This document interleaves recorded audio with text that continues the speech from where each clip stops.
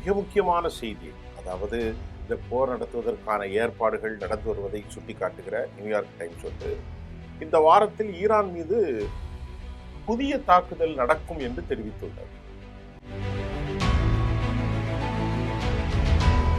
ஈரானுடைய எரிசக்தி நிலையங்கள் தாக்க வேண்டும், ஈரானுடைய இன்ஃப்ராஸ்ட்ரக்சர், இராணுவ நிலைகள், அது மட்டும் இல்லாம இதெல்லாம் நாம தாக்கலாம் அப்படின்னு அமெரிக்கா விவாதித்தது. தற்போதைய அமெரிக்கா ஈரான் மோதல் சூழ்நிலையில இது ரொம்ப பாதிக்கப்படக்கூடிய ஒரு இலக்காக மாறியிருக்கிறது. உங்களுக்கு புரியுற மாதிரி சொன்னா, இதெல்லாம் நெட்வொர்க்கை ஈரான் அடித்தால் அல்லது அதில் ஏதாவது சிக்கல் வந்துவிட்டால் உலகம் ஆடும்.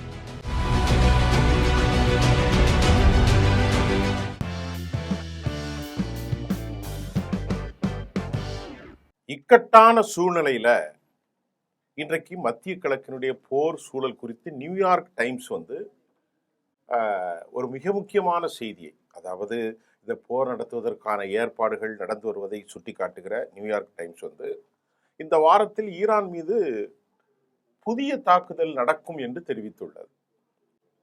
அது தெரிவித்திருந்து இப்பொழுது அவர் 3 நாள் இப்பொழுது திடீரென போர் இல்லை என அறிவித்திருக்கிறார். நியூயார்க் டைம்ஸ் தெரிவித்ததும் உண்மைதான். ஆனால் ஒருவேளை இந்த வாரம் என்று சொன்னால் இன்றைக்கு புதன்கிழமை மறுபடியும் தாக்குதல் நடத்தும் என்று நியூயார்க் டைம்ஸ் ஒரு செய்தியை தெரிவிக்கிறது.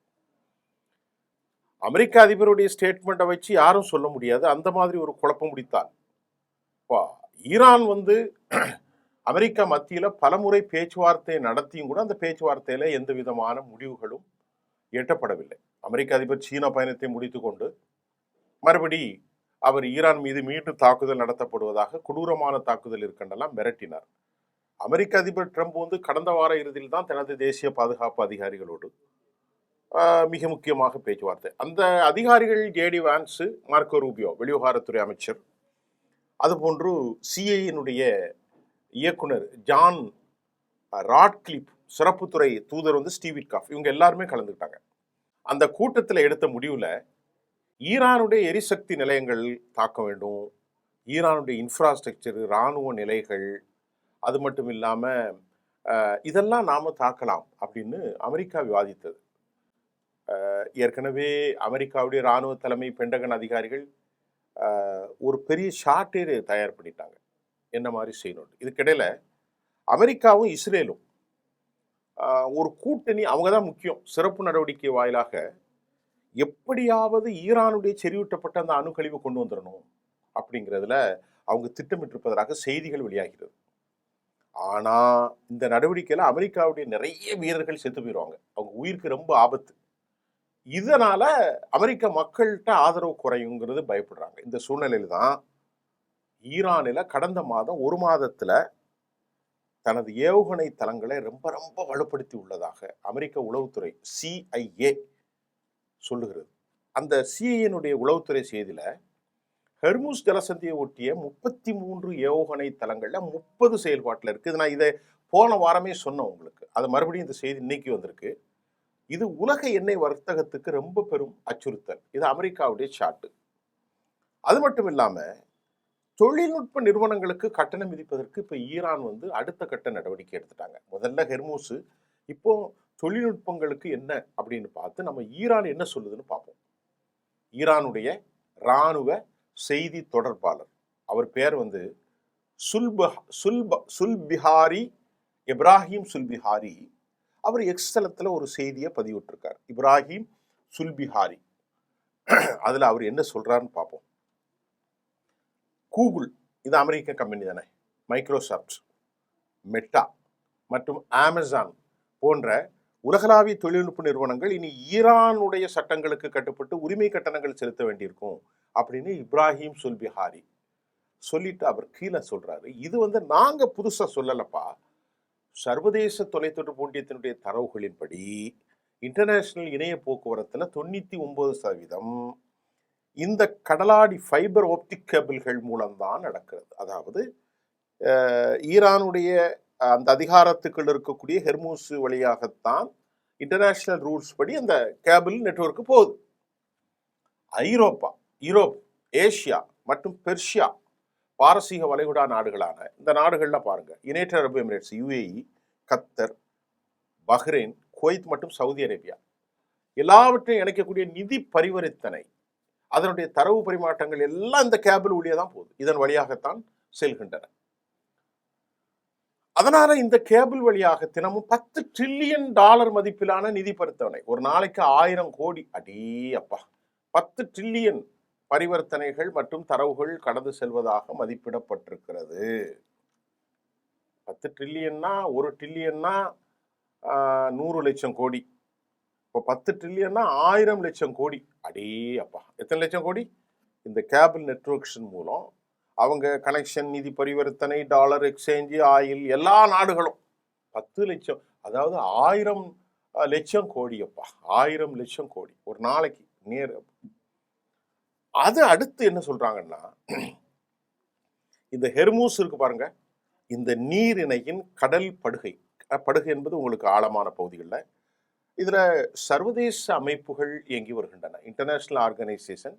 அதுல ஏசியா, ஆப்பிரிக்கா, யூரோப், இதையெல்லாம் கனெக்டிவிட்டி பண்ணக்கூடிய தென்கிழக்கு ஆசியாவை எகிப்து வழியாக ஈரோப்பாவுடன் இணைக்கக்கூடிய பெரிய கேபிள் நெட்வொர்க்.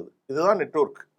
இப்போ ஜப்பானாக இருந்தாலும், சவுதியாக இருந்தாலும், ஈஜிப்டாக இருந்தாலும், இந்தியா, எல்லா நெட்வொர்க்கையும் இதுதான் இணைக்கிறது. உலகளாவிய டிஜிட்டல் உட்கட்டமைப்பில் மிக மிக முக்கிய பங்கு வகிக்கும் ஒரு சர்வதேச நிலைப்பாடு. உலகளாவிய அளவில் டிஜிட்டல் உட்கட்டமைப்பில் மிக முக்கிய பங்கு வகிக்கும் ஒரு மாபெரும் சர்வதேச நெட்வொர்க். இதை நாம மறுக்க முடியாது. அதனால இந்த மாபெரும் சர்வதேச கடலாடி ஃபைபர் ஆப்டிக் கேபிள் சுமார் 25,000 கிலோமீட்டர் நீளம் கொண்டது. அடே அப்பா, 25,000 கிலோமீட்டர். கடந்த 15 வருஷமா தான் இந்த கடலாடி கேபிள் அமைப்புகளை அவங்க கஷ்டப்பட்டு தான் உருவாக்கி இருக்கிறார்கள். இந்த கேபிள் கன்சோரிட்டம் 2014 முதல்ல கையெழுத்தாகி 2017 வரை வணிக ரீதியான சேவைக்கு வந்தது. இந்த கேபிள் மூலம் ஏசியா, ஆப்பிரிக்கா, யூரோப் 1 கேபிள், இது ஹாங்காங்கில் தொடங்கி சவுத் ஏசியா, இந்திய பெருங்கடல், மத்திய கிழக்கு நாடுகள், செங்கடல், ரெட்சி, அதை தாண்டி எகிப்தை கடந்து ஈரோப்பாவை அடைகிறது. 19 நாடுகளை இணைத்து மொத்தம் 21 தரையிறங்கும் புள்ளிகளையும் இது கொண்டது, பாயிண்ட்ஸ். இந்த கேபிள் சிங்கப்பூர்ல முடிவடைவதோடு மட்டுமல்லாமல் அப்புறம் தாய்லாந்து, அதனுடைய லாண்ட்ஸ்கோப், ஹாங்காங், வியட்நாம், கம்போடியா ஆகிய நாடுகளையும் நேரடியாக இணைக்கிறது. இந்தோனேஷியாவில் இருக்கக்கூடிய மலாக்கா உங்களுக்கு தெரியும். இந்த மலாக்கா நீரிணை போக்குவரத்து கடல் பகுதி, ரொம்ப நெரிசலான கடல் பகுதியை தவிர்ப்பதால் தான் ஹாங்காங், இந்தியா, மத்திய கிழக்கு மற்றும் யூரோப்பா இடையே தரவு பரிமாற்றம் தாமதம் மிக குறைவு. ஆசியா இல்லாம யூரோப்ப நாடுகளுக்கு இடையான சர்வதேச கிளைவுட் சேவைகள். இது மட்டுமல்ல, இந்த கேபிள்ல அடுத்து 7 நெட்வொர்க் போகுதுங்க. மொத்தம் 7 கேபிள்ங்க. 7 கேபிள்னா ஆயிரக்கணக்கில். அடுத்த சர்வதேச கிளைவுட் சர்வீஸ்ல 5G நெட்வொர்க்கும் இதுல தான் போகுது. A1 ஆர்டிபிஷியல் இன்டெலிஜென்ஸுகளுக்கான உட்கட்டமைப்புகள் மற்றும் இந்த ஃபைபர்ல ஸ்பீடு, அதிவேக இணைய போக்குவரத்திற்கு ஒரு பெரும் ஸ்பைனல் கார்டு, முதுகெலும்பு. ஆகவே இந்த கேபிள் ஹர்மூஸ் நீரிணை ஓமன் வளைகுடா பகுதி வழியாக செல்வதால் தற்போதைய அமெரிக்கா ஈரான் மோதல் சூழ்நிலையில இது ரொம்ப பாதிக்கப்படக்கூடிய ஒரு இலக்காக மாறி இருக்கிறது. உங்களுக்கு புரியுற மாதிரி சொன்னா, இதெல்லாம் நெட்வொர்க்கை ஈரான் அடித்தால் அல்லது அதில் ஏதாவது சிக்கல் வந்து விட்டால் உலகம் காலி. புரிந்து கொண்டதா? நான் இதில் எந்த நாடெல்லாம் சொன்னேன்னு இங்கே புரிஞ்சிருப்பீங்க. இல்லை, சிங்கப்பூர் வந்துச்சு, ஹாங்காங் வந்துச்சு, பேங்காங் வந்துச்சு, இந்தோனேஷியா வந்துச்சு, மலேசியா வந்திருக்கு. அது மட்டும் இல்லை, யூரோப் நாடுகள், இந்தியா, தென்கிழக்கு ஆசியா, கம்ப்ளீட்டா மத்திய கிழக்கு. இதில் ஃபைபர் கேபினெட்டில் ஆர்டிஃபிஷியல் இன்டெலிஜென்ஸ் வருது, எல்லாமே வருது. ஃபால்கன் கூட வருது. இந்த ஹர்மூஸ் நீரிணைக்கு அடியில் மற்றொரு கேபிள் நெட்வொர்க் பேர் ஃபால்கன், FALCON, ஃபால்கன். இந்த ஃபால்கன் எதுக்கு யூஸ் ஆகுதுன்னா, இந்தியா மற்றும் இலங்கை ஆகிய நாடுகளை, இந்த வளைகுடா நாடுகள், சூடான் மற்றும் ஈஜிப்ட், ஆப்பிரிக்காவை இணைக்கும் நெட்வொர்க்கு, முக்கியமான நெட்வொர்க்கு இது மொத்தம் 11,500 கிலோமீட்டர் நீளம். அது 25,000 கிலோமீட்டர். இந்த கேபிள் பெர்ஷியன் வளைகுடா பிராந்தியத்தில் ஒரு தனித்துவமான த லூப் கன்ஃபிகரேஷன் உடன் வடிவமைக்கப்பட்டிருக்கிறது. இந்த லூப் கன்ஃபிகரேஷன் ரொம்ப ரொம்ப முக்கியமானது. ஆகவே இந்த கேபிள் அமைப்பு குளோபல் கிளவுட் எக்ஸ்சேஞ்ச் நிறுவனத்திற்கு சொந்தமானது. அந்த கம்பெனி பேர். இந்த ஃபால்கன் கேபிள் அமைப்பதில் எகிப்து தொடங்கி செங்கடல் வழியாக ரெட்சி வழியாக ஓமனில் 2ஆக பிரிந்து ஒன்று இந்தியா மற்றொன்று வளைகுடா நாடுகளையும் இணைக்கிறது. ஈராக் நாட்டிற்கு நேரடியாக சர்வதேச கடலடி கேபிள்கள் இணைப்பை வழங்கிய முதல் நெட்வொர்க் இந்த ஃபால்கன் தான். இதே போல கல்ஃப் பிரிட்ஜ் இன்டர்நேஷனல், இது ஒரு company. Tata communication gulf cable system, இந்த ரெண்டுமே இணைந்து நெட்வொர்க்களை ஹர்மூஸ் வழியாக செல்கின்றது. ஈரானுடைய புரட்சிகர காவல் படை இந்த கேபிள்களை தற்போது தங்கள் கட்டுப்பாட்டுக்குள் கொண்டு வர 3D முப்பரிமாண திட்டத்தை வைத்துள்ளது. இப்போ அமெரிக்காவுக்கு பெரிய சிக்கல். அமெரிக்காவுடைய கூகுள், அமெரிக்காவுடைய மெட்டா, யுஎஸ்னுடைய மைக்ரோசாஃப்ட், அமேசான், உலகளாவிய டெக் நிறுவனங்கள் தங்கள் தரவுகள் அனைத்தையும் இந்த நீரை வழியே செல்வதற்கு ஆண்டுதோறும் எங்களுக்கு உரிமை கட்டணம் அல்லது சுங்க கட்டணம், டிஜிட்டல் சுங்க கட்டணம் செலுத்த வேண்டும். இதன் மூலம் ஆண்டுக்கு $15 பில்லியன் வருவாய் ஈட்ட ஈரான் திட்டமிடுகிறது. இந்த கேபிள்களை பயன்படுத்தும் நிறுவனங்கள் ஈரானிய அரசின் சட்ட வரம்புகளுக்குள் இயங்க வேண்டும். எங்கெல்லாம் ஈரான் அடிக்கிறாங்க பாருங்க. இது அல்லாம இது எங்களுடைய இடம். கடலுக்கடியில் ஏற்படும் பழுதுபார்ப்பு, ரிப்பேரிங்ஸ் ஒர்க் மற்றும் பராமரிப்பு பணிகள் இந்த ரீஜனல் பிராந்தியத்தின் தற்போதைய நிறுவனங்களுக்கு பதிலாக பிரத்யோகமாக ஈரானிய நிறுவனங்களுக்கே வழங்க வேண்டும். எவ்வளோ கண்டிஷன் போடுறாங்க பாருங்க. இதெல்லாம் அமெரிக்கா பண்ண வேலை. அது மட்டும் இல்லாம அமெரிக்காவுடைய கூகுள், அமெரிக்காவுடைய மைக்ரோசாஃப்ட் போன்ற நிறுவனங்கள், அமெரிக்க நிறுவனங்கள் ஈரானுக்கு பணம் செலுத்த அமெரிக்க சட்டங்கள் தடை விதிக்கிறது.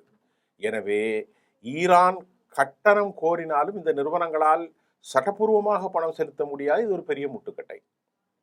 அதை அமெண்ட்மெண்ட் பண்ணி கொண்டு வர வேண்டியதானே.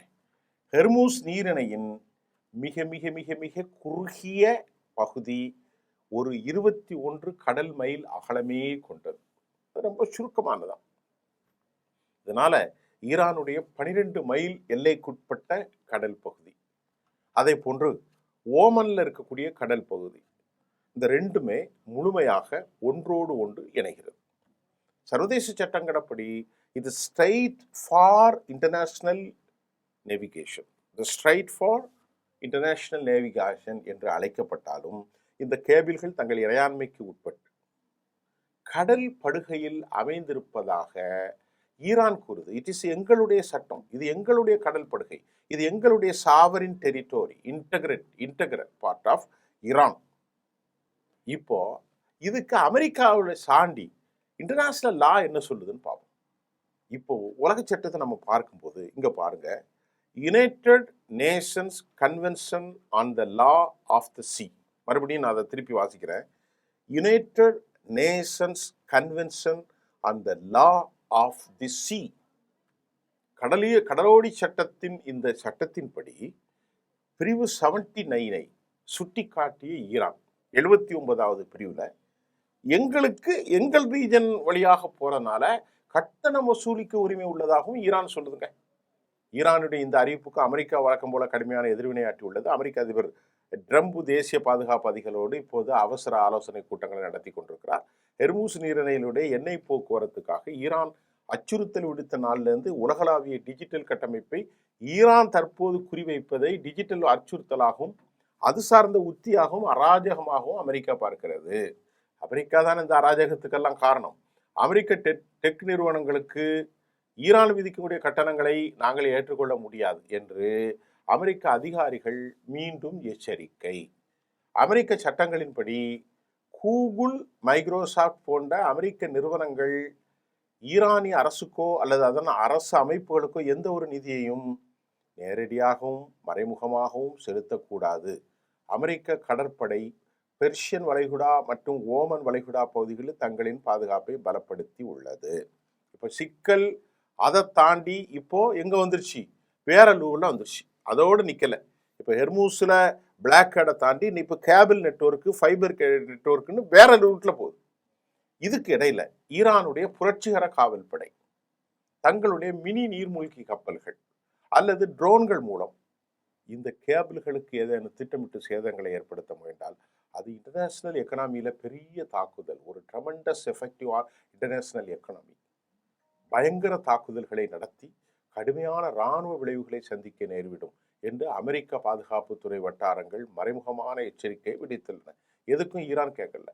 ஆனா ஈரான் இப்போது என்ன சொல்லுதுன்னா, கேபிள்களை மிரட்டலாக பயன்படுத்துவதற்கு ஒரு வலுவான வரலாற்று பின்னணி இருக்கான்.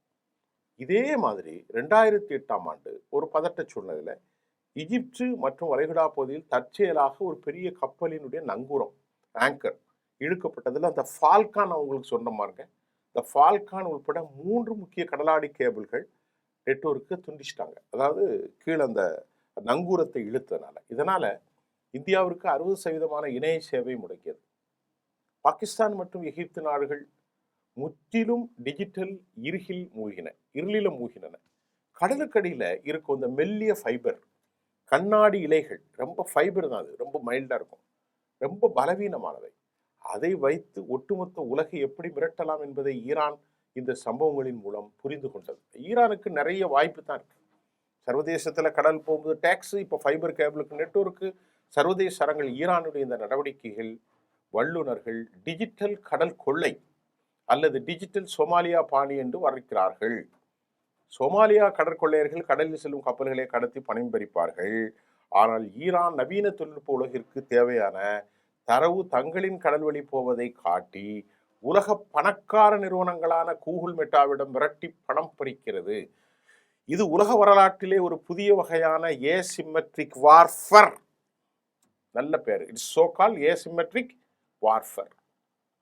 இந்த விவகாரத்துல அமெரிக்காவுக்கு ஒரு விசித்திரமான உடன்பாடு உள்ளது. ஈரானுடைய வாதம் தவறு என்றும், அதே சமயம் சர்வதேச கடல்சார் சட்டத்தின்படி international law of convention cable எல்லோருக்கும் சுதந்திரம் உண்டு என்றும் அமெரிக்கா வாதாடுகிறது. ஆனால் சுவராசியம் என்னவென்றால், அமெரிக்கா இதுவரை அன்க்ளாஸ் உடன்படிக்கை தான் நாடாளுமன்றத்தில் அவர்கள் அங்கீகரிக்கவில்லை. ஆனாலும் ஈரானும் அதை முழுமையாக அங்கீகரிக்கவில்லை, அமெரிக்காவும் செய்யவில்லை. இப்போது 2 நாடுகளுமே, 2 பேருமே இதை பற்றி ஒன்றும் பேசலை. இந்த 2 நாடுகளுமே தாங்கள் முழுமையாக ஏற்காத ஒரு சட்ட புத்தகத்தை காட்டி நீ சொல்வது தவறு, நான் சொல்வது தான் சரி என்று சண்டை போட்டுக் கொள்கிறார்கள். ஹெர்மூஸினுடைய ஆழம் மிக குறைவு, சராசரியாக 50 மீட்டர் தாங்க ஆழமே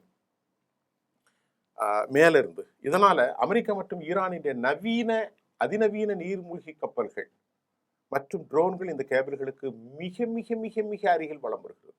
இந்த கேபிளை துண்டிப்பது ஈரானின் நோக்கம் அல்ல. போர் தீவிரமடைந்தால் அமெரிக்காவுடைய இராணுவ தரவுகள், சர்வதேச நிதி பரிவர்த்தனைகள், கடலுக்கு அடையில் ஒட்டு கேட்கும் டேட்டா டேப்பிங் தொழில்நுட்பத்தை ஈரான் இப்ப ரகசியமாக பரிசோதித்து நல்ல சிக்கிட்டாங்க. அமெரிக்கர்கள் பரிசோதித்து வருவதாகவும் அமெரிக்க இன்டெலிஜென்ஸ் சந்தேகிக்கிறது. எல்லாம் தான் ஐடியா கொடுக்குற ஆள் இருக்காங்களே. இப்போ ஹெர்மூஸுடைய நீரிணைக்கு அருகில் செல்லும் சப்சி இன்டர்நெட் கேபிள்கள், அதாவது சப்சி என்று சொன்னால் சிக்கு கீழே இருக்கக்கூடிய இன்டர்நெட் கேபிள்களுக்கு ஈரான் கட்டணம் வசூலித்தால் அது உலகளாவிய டிஜிட்டல் மற்றும் பொருளாதார கட்டமைப்பில் ஒரு பெரிய டிஜிட்டல் பேரழிவை உருவாக்கும் என சர்வதேச வல்லுநர்கள் எச்சரிக்கின்றார்கள். இதனால இந்த வழியாக ஐரோப்பா, ஆசியா, மத்திய கிழக்கிடையே 20% டிஜிட்டல் தரவுகள் கடந்து செல்கிறது. மறுபடியும் அமெரிக்க நிறுவனங்களை வாங்கும். மறுபடியும் கூகுள், மெட்டா, மைக்ரோசாஃப்ட் போன்ற அமெரிக்க டெக் நிறுவனங்கள் ஈரான் கேட்கும் கட்டணத்தை செலுத்த மறுத்தால் ஈரானுடைய தரவு போக்குவரத்தை முடக்கவோ அல்லது கேபிள்களை தன் கட்டுப்பாட்டுக்குள் கொண்டு வருவதோ முயலும். இதனால இந்த அமெரிக்க டெக் நிறுவனங்கள் தங்கள் தரவுகளை ஹெர்மூஸ் நீரிணைக்கு பதிலாக மாற்றுப்பாதைகளில் திருப்பிவிட வேண்டியிருக்கும். இது இணையத்தின் வேகம் மற்றும் தரவு பரிமாற்ற தாமதத்தை பெருமளவு அதிகரிக்கும். சர்வதேச ஆன்லைன் கேமிங், நேரடி லைவ் டெலிகாஸ்ட் மற்றும் வீடியோ கால்கள் கடும் தடங்களை சந்திக்கும். உலக அளவில் அதிவேக வர்த்தகம், சர்வதேச வங்கி பரிவர்த்தனை நெட்வொர்க்குகள், கிளவுட் பேமெண்ட்டுகள் அனைத்தும் இந்த ஃபைபர் ஆப்டிக் கேபிள்களையே நம்பியுள்ளன. இந்த கேபிள்களின் செயல்பாட்டில் சின்ன ஒரு டிஸ்டர்பன்ஸ் வந்தாலும் உலகத்தில் இருக்கக்கூடிய பங்குச் சந்தைகள், சர்வதேச பணப்பரிமாற்றங்கள், கேஷ் டிரான்சாக்ஷன், ஏடிஎம் சேவைகள் பல மணி நேரம், பல நாட்கள் முடங்கும் அபாயம் ஏற்படும். ஈரான் இந்த டிஜிட்டல் சுங்க கட்டணம் என்பது உலகளாவிய டெக் நிறுவனங்களுக்கு எதிர்பாராத கூடுதல் செலவு தான்.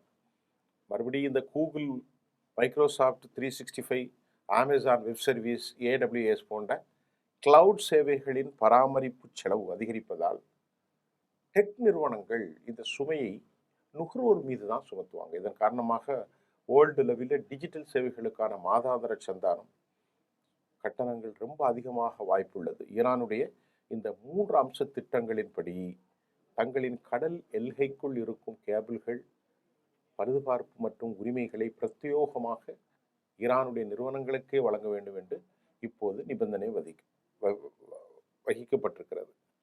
சர்வதேச கேபிள் பழுதுபார்ப்பு நிறுவனங்கள் இந்த பகுதிகளுக்கு வர இனி அனுமதி மறுக்கப்படலாம். கடலடியில் ஏதாவது ஒரு இயற்கை சீற்றங்களோ அல்லது கப்பல்கள் நங்கூரமிட்டு தற்செயலாக கேபிள் உடைந்தாலோ அதை உடனடியாக இனி சரி செய்வது மாச கணக்கில் ஆயிரும். ஆக மாத கணக்கில் இந்த பிரச்சனை தாமதமும் ஆகலாம். மேலும் இந்தியாவை பொறுத்தவரை ஃபால்கன் மற்றும் AAEI ஆகிய 2 கேபிள்களுமே மும்பை மற்றும் மெட்ராஸ் ஆகிய நகரங்களோடு சென்னையோடு அதை உலகத்தோடு இணைக்கும் முக்கிய நுழைவாய்கள். இந்த கேபிள்களுக்கு ஏதாவது ஒரு பாதிப்பு ஏற்பட்டால் இந்தியாவுடைய உலகளாவிய IT அவுட்சோர்சிங் துறை, இன்டர்நேஷனல் கிளவுட் சர்வீஸ் சென்டர், இந்தியாவின் இணைய வேகம் தற்காலிகமாக பெரும் சரிவை சந்திக்கும்.